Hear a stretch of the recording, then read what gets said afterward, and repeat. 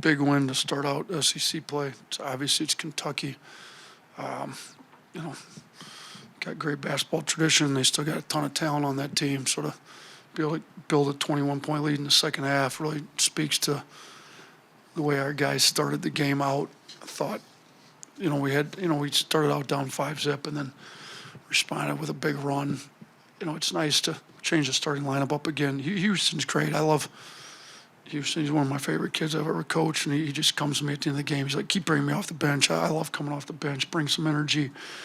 He started 4 for 4 from three. He's just all about the right stuff.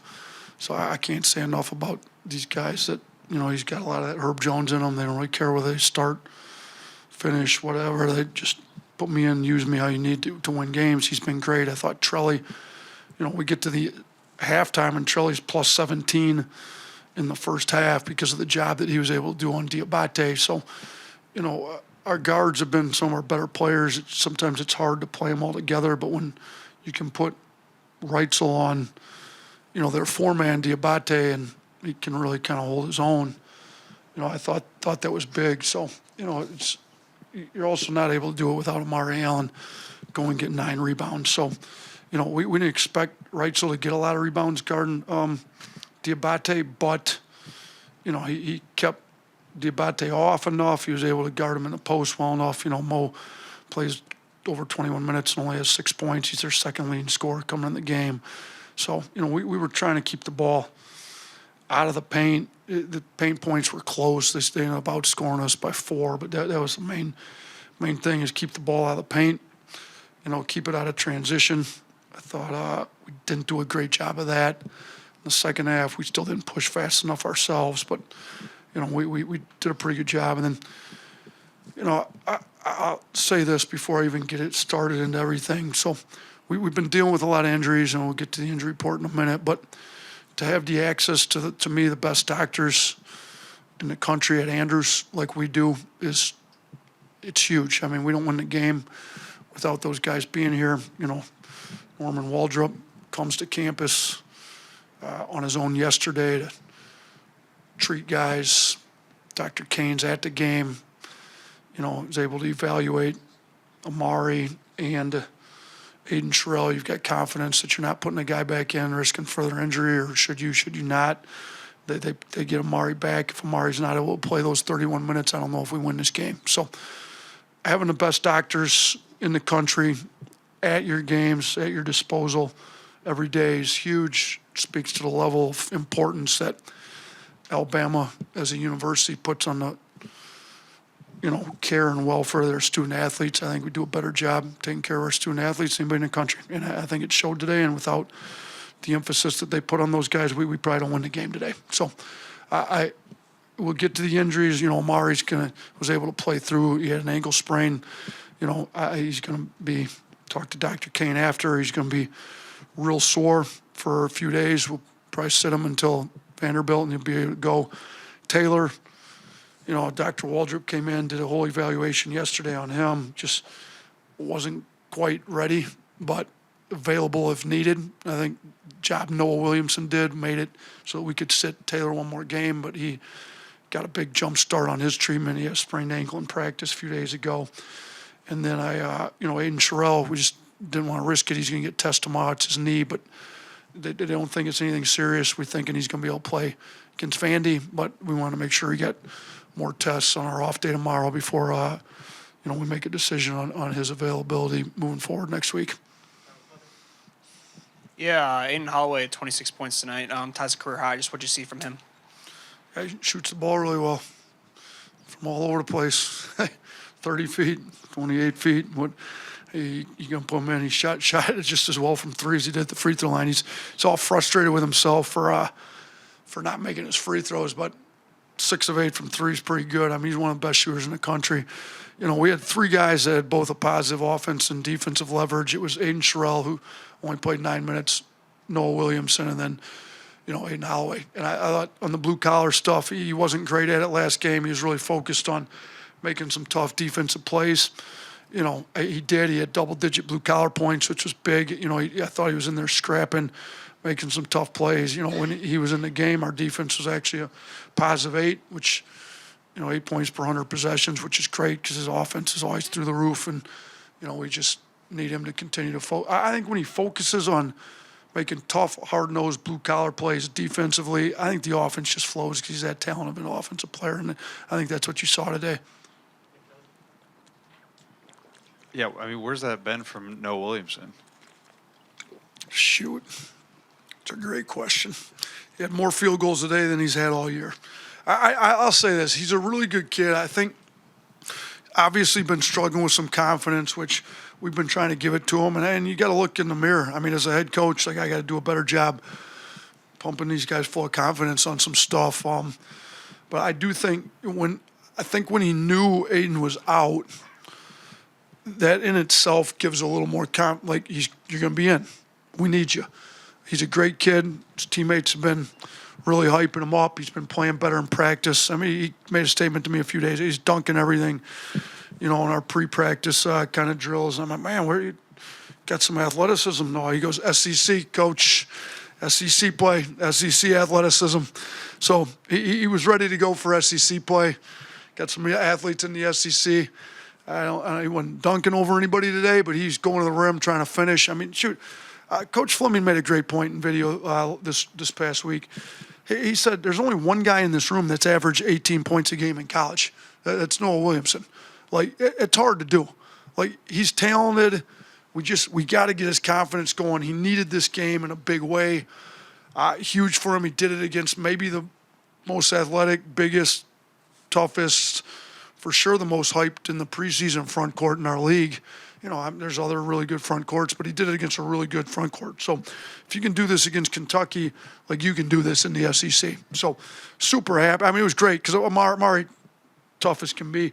Amari wins the hard hat, but as soon as I flipped it to Amari, it was like an assist. He turned right back around. Noah's behind him in the video, put it on Noah's head, giving it as a nod to Noah because we don't win the game without him. And I think all the players knew it, and we knew it, and Noah's great. I mean, he ends up double-digit blue-collar points. He ends up positive offense and defensive leverage, second highest plus-minus on the team. I mean, he plays 18 minutes, and we're plus 15.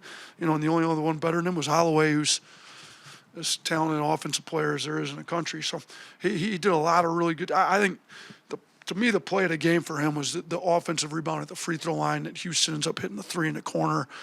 We've been asking for those types of plays from some other guys in the front court, and he brought it for us. That may have been the most excited I was the whole game. Coach, you just touched on Amari's toughness. Would you say that he has maybe filled the void in the blue-collar, hard-hat mentality that Modi Abate left when he transferred out? 100%. I know we cross-matched and guarded with Trelly on Modi, but with that group we started today, he was our starting four. And Modi played 4 or 5. I mean, shoot, we even at the very end can play Amari at some 5. I mean, he's our leading rebounder. He's been that for a ton of games this year.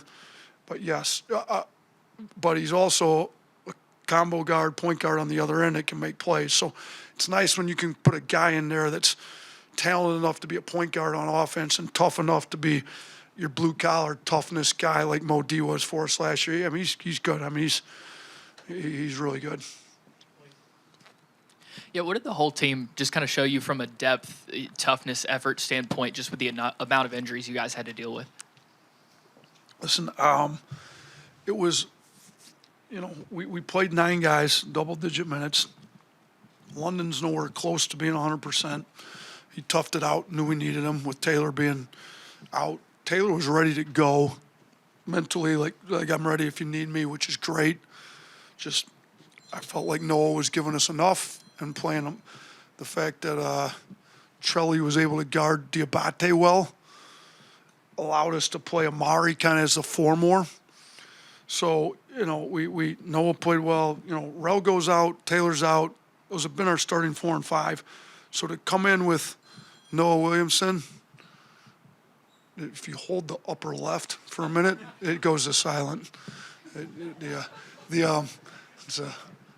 My kids teach me a lot. They're good with the iPhone. But no, I think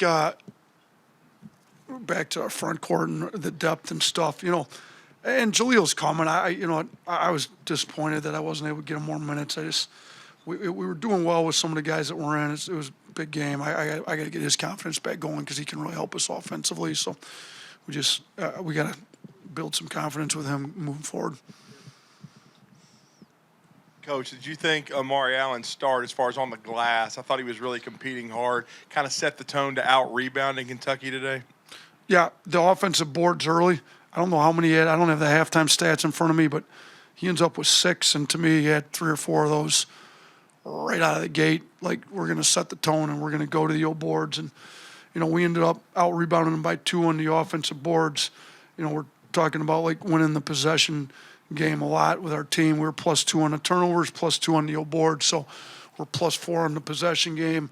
We end up getting, they got to the free throw line a little bit more than we would like. But on the field goals, we were able to get 8 more field goal attempts up. And when you allow us to get 38 threes up, we're going to score a lot of points from the free throw line. That contributes to our second chance points. They end up outscoring us by 2 on the second chance. But I thought, his attention to really making sure he crashed on the old boards was great. Houston, London, Noah, and him all had at least 2. And he ended up the only guy over 2. He had 6, which is huge. Nate, I think of the current SEC teams, I think Alabama today became only the 4th to beat Kentucky 4 games in a row. What's that say about your program? We've got it to where we're competing for championships every year. A little disappointed these last 2 years we haven't won an SEC championship. I mean, to me, Kentucky's kind of that standard bearer. They've won the most games, the most championships. They've got all this tradition, and you respect it, and they got very high expectations over there right now. So for us, to get them 3 times last year and get them the first time this year, I think we've gotten our program to I'm very disappointed when we don't win a championship around here. So we're competing for a championship this year. So, we've beaten Kentucky 4 straight, but now we've got the best team in the league analytically coming up next on the road. So, whether it's Kentucky, and Kentucky's not what everybody was hoping over there that they would be this year, but they still have a lot of talent that I think they're going to win some games. And, they had some injuries and they're getting their chemistry back together. And, lucky for us, fortunate for us that, they don't have that many games under their belt with everybody available. And I don't think their chemistry's quite where they want it right now. But they're still good. I mean, they've got players over there that will play in the NBA. They've got McDonald's All-Americans. They got some of the best transfers come out of the portal. So that's a high talent team over there for us, and they were good last year. I mean, I think I saw a stat and I watched. The good thing for us, the first game in conference play, I had all week to prepare for them. I watched a million different games. I saw a stat last year. They had more, I think, top 15 wins than anybody in the country. So it's not like Coach Pope doesn't know what he's doing. I mean, they went in there and won a bunch of big games. So it's not like we just beat up on a bad team. They were good last year, and they've got a lot of talent this year. So we've gotten our program up to where we're competing with the best teams in the SEC. And when I say competing, we've won more championships in the SEC than anybody since we've gotten here 7 years ago. So we haven't won any in the last 2 years. So we're competing for one this year, getting a win on the road against the best team in our league, at least in the analytics. It would go a long ways to that winning a championship on Wednesday. You touched on it a little bit in your opening statement, but you guys did a great job at limiting Kentucky's 3 big men in this game. How much of an emphasis was there on kind of forcing them to shoot the ball tonight? Yeah, I mean, so we looked at a few different stats coming in this game. I had our guys pull every assist they've had, because when I watched them play, I didn't feel like they moved the ball great. And then you look, and their assist rate's actually pretty high. Well, do a little deeper dive, 27 assists against games that played a lot of zone. When they played high major teams that were really good, their assist rate's very low.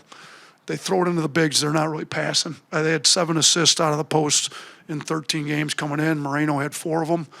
I think somebody else had 3. I can't remember who it was, and then nobody else had an assist in 13 games out of the post. So Our thing was they throw it in. Like these guys they're not trying to pass. They're trying to score the ball, especially, outside of Moreno, who's really talented and will pass the ball a little bit. But, I think you saw a few times I was a little disappointed. We needed to go dig it out even better, but we made plays on the post, told our guards, go get it. Like they're not passing, go get the ball. They're trying to score when they throw it in there.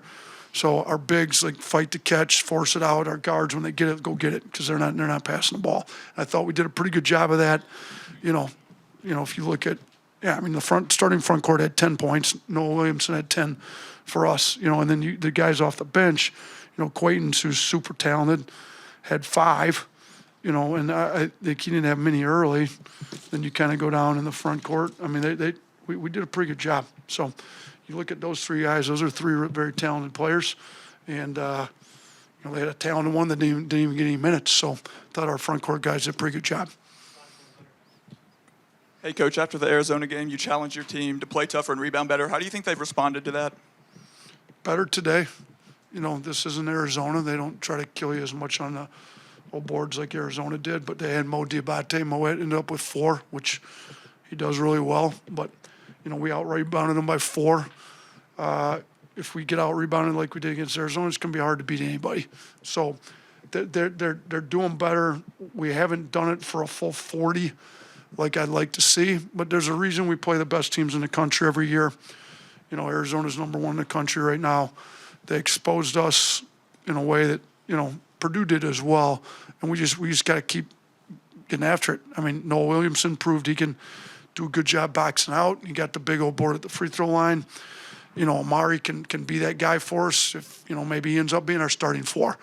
London Jimison, I thought, showed a lot of toughness today. We're looking for guys that are going to exhibit toughness in every game they play, go get rebounds, have tough blockouts. The issue has been on these offensive boards, when we did a deep dive on them here, after our non-conference play, a lot of them have come off defensive breakdowns. So I think, the fact that we out-rebounded them, even though guys like LeBaron, Reitzel, Holloway aren't in there scooping up a bunch, although Holloway and Philon both had 4 today each, and Trelli, but they're not getting beaten on breakdowns as much because the guard breakdowns force rotations, which then it's like sometimes you go look at all the old boards we gave up.